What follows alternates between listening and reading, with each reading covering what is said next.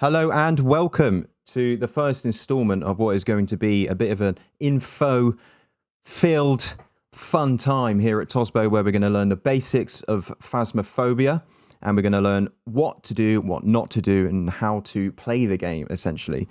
So without further ado, what we're going to do is we're going to delve into the training section of the game, which I would highly suggest that everyone who starts off in the game plays. I mean, that could be the end of the video now. Just go and do the training section and then you will learn. But what we're going to do is we're going to go in, explain a little bit deeper on what they're talking about, and essentially show you what to expect. So let's just jump in, shall we? Let's just jump in. So upon loading up the game, you're going to be greeted with the lobby. Now in here, you can see how to start the game. So essentially you'll have single player, multiplayer training options and credits. Now everyone, I would suggest delve straight into the training section of the game because this is where you learn everything. So this is the training section of the game. You start off as you do in every Phasmophobia game inside the truck. Next, you'll be greeted with the ghost room. Your first goal when entering a haunted location is to find the ghost's favorite room. This is a room where the ghost will spend the majority of its time. A ghost will always have a favorite room to start with. It will be in a centralized room somewhere inside the building where it's going to concentrate its actions and abilities and whatnot. To find a ghost room, look for open doors, items that have been thrown, or sounds coming from that area or the location. The ghost will always throw stuff around. It will always make it known that that is the ghost location. Actually, you can hear it already kicking off in here, so let's go in. There we go, look. Already throwing stuff. So the ghost is throwing stuff. It's making it known that this is its favorite room. Okay, so next we're going to talk about sanity. Each investigator has their own sanity level represented in the truck by a percentage on a screen. When playing in a team, you will also have the average sanity level. So just to the left here, look, we can see that this is the kind of screen that we're going to be looking for inside the truck. And the average sanity level just there, and our own personal sanity level just here. There are multiple things that can lower your sanity, and that's standing in the dark and a ghost doing different events and abilities in front of you. If you witness that, it can lower your sanity.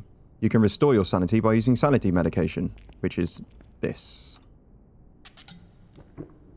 Your sanity will then go up once you've taken some sanity medication, as depicted here. It was at 54, now it's going up to 70, 80, and it's going to continue to go up depending on what difficulty you're on. So, as said before, lighting plays a part. Now, obviously, we're stood in the light here, so our sanity is going to drain considerably less. Light switches obviously turn on and off lights.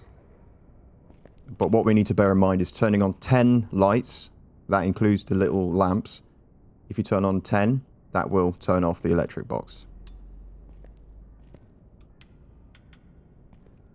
Okay, so next what we're going to talk about is the EMF.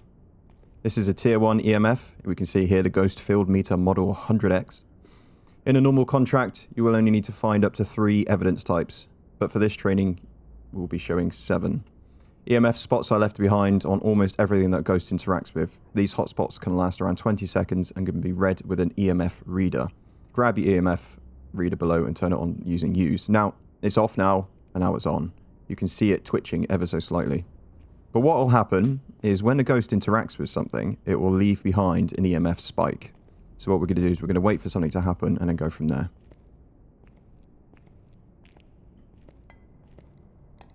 Okay, so straight off the bat, we've got a plate, look, and it's going up to EMF 3 and above. If we move away, the EMF will go down. If we go back to it, EMF will go back up.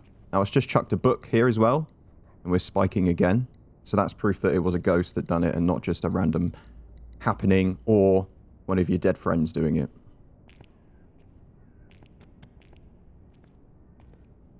Here we go. Something else has happened over here, look. And we got another EMF spike. A thing to bear in mind is one of the evidence types that you can get is an EMF 5. When you see that, your EMF will jump straight to level 5 or above, and it will be making it very well known that it's EMF 5. If it just slightly touches past EMF 4, that does not count as an EMF 5. It needs to be absolutely slapping off of the 5 to be EMF 5. Nice work. Like so. Next, we're going to be talking about ultraviolet, also known as UV. Some ghosts will leave behind UV handprints on doors, windows, or even footprints on the floor if you get them to walk through some salt. To find these, listen out for paranormal interactions on those objects, and then grab your UV light and activate it. Then shine it around to see what's been left behind. So let's pick up our UV light. Oh, straight off the bat, there we go, look. Nice and easy. You can hold it on there to charge. And then once you move it away, it will stay there for a certain amount of time. This is how you take a picture of the handprint. It will slowly go by as pictured. But then as soon as you put it back on and leave it to charge for a bit, and then move it away, it will stay up for a little while, which enables you to take a picture if you're playing solo. Next, we're going to talk about freezing temperatures. Some ghosts will leave behind an absolute freezing temperature. This is when it hits anything below 1 degree. So once you go up the tier system with temperature gauges, you start off with this is tier 1, and then you move to tier 2. If it goes under 1 degree, then you know it's freezing temperatures.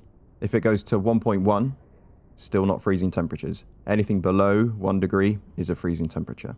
Ghosts are known for making the area around them colder, but some ghosts will push these temperatures below freezing. Please ignore my little voice crack there. So let's go in here and see what temperature we got. So we are dropping below 5 degrees, but we are also hopping back up a little bit. Going back down again. Could be this room. Let's try another room. Okay, we're going above 5 degrees. Below, it's bouncing. It's going down quite considerably, to be fair. It looks like this is the ghost room. So you can see that my character is blowing out breath. That would annotate that as long as the electric box is on, and you've waited, I don't know, like a few minutes, the whole house will then warm up. If you go into a room where, as you can see, we're just about to hit -5, this is definitely accounting for freezing temperatures.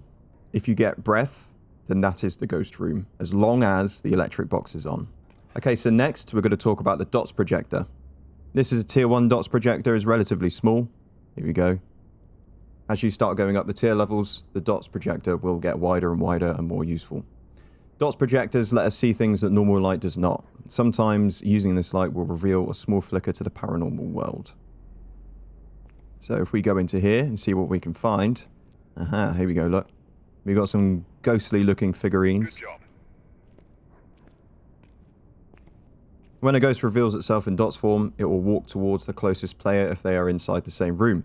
You can use this to get those particularly shy ghosts to come within range of your dots infrared lights. Okay, so next we're going to talk about ghost orbs. Ghost orbs, you will see them as it says on the picture. They are very white, literal circles that will fly around your screen. Do not confuse them for snow if you've got snow on your level. Snow will consistently go down. That's physics. Ghost orbs will go around in circles. Often when filming paranormal evidence with a video camera, investigators have found unexplainable flecks of light that slowly drift across their footage. These have been named as ghost orbs. So let's pick up a camera. Now, the problem with finding ghost orb is you have to have it in night vision mode, like so. So let's have a look around the room, see what we can find. I believe that's one over there, look. It disappeared though. So let's look around. There we go. Nice work. See it? It's going up, it's going all around in circles. It's very random, definitely not snow. This one's going up and around actually, which is quite nice. Next, we're going to talk about ghostwriting. Ghostwriting is a book that needs to be placed and not thrown. And what I mean is the difference between placed and thrown is left trigger, let go, that's placing. That's throwing. Throwing will not count. Some paranormal entities will interact with more objects than others. In several reported cases, ghosts have been known to write vague messages in books if left long enough. Don't worry about what the ghost writes. If it writes anything, it doesn't mean anything. Just worry about if it's written something. And you can tell if it's written in something, if you're not quite sure or not, by if the pencil is still on the book when it's been placed. So let's try it here, see if anything happens. So as you can see, the pencil is on top. It's writing something down.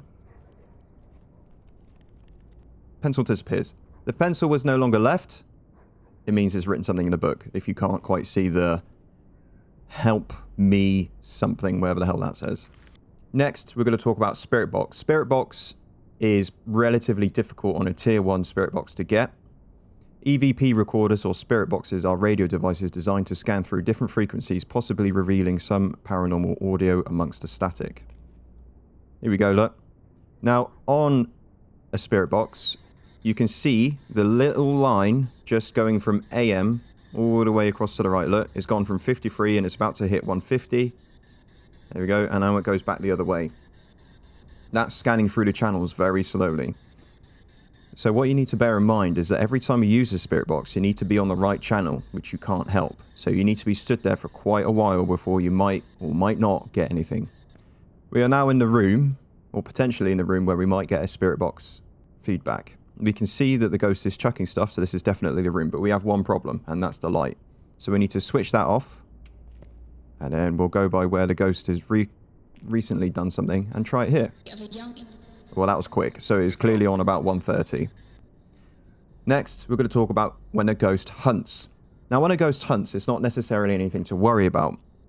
The amount of times you see people panic and run and scream and shout when a hunt is happening is unbelievable. All you need to do is hide and remain silent. Something's not quite right. So this is what it looks like when a ghost is hunting.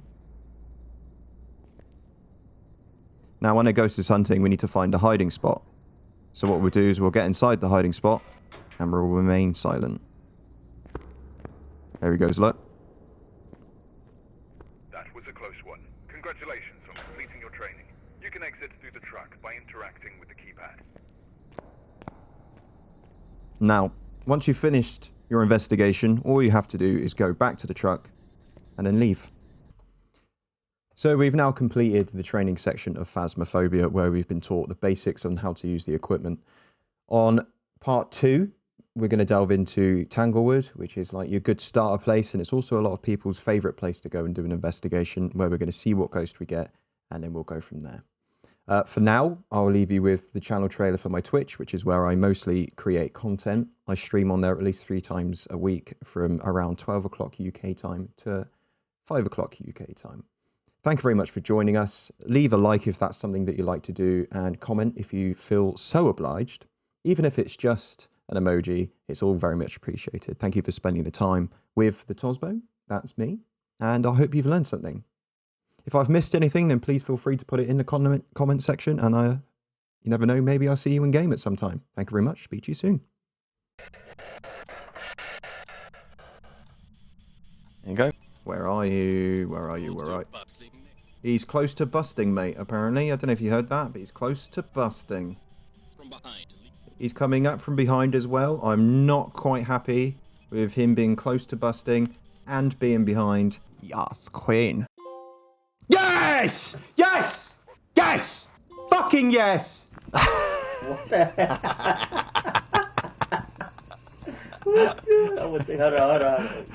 That needs to get clipped. Someone please clip that.